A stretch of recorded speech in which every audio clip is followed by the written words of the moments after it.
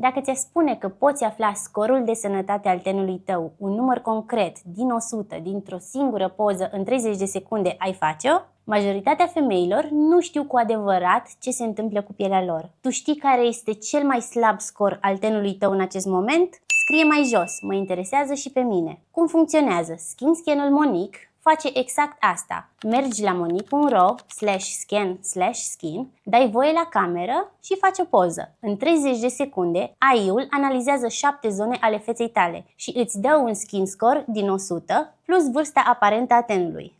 Dă un like dacă vrei să știi mai mult despre cum se citesc rezultatele. La final, primești un sumar scris de AI, nu generic, ci pe baza pozei tale. Îți spune ce zonă e prioritatea numărul 1, de ce și ce ai putea să faci. Îți spune și în cât timp poți vedea rezultatele, cu produse și rutina potrivită. Iar rutina e deja construită. 3 produse cu instrucțiunile de aplicare dimineața și seara. Rutinele recomandate de scan au acum 20% reducere și transport gratuit. Găsești toate informațiile în linkul de mai jos. O poză, 30 de secunde.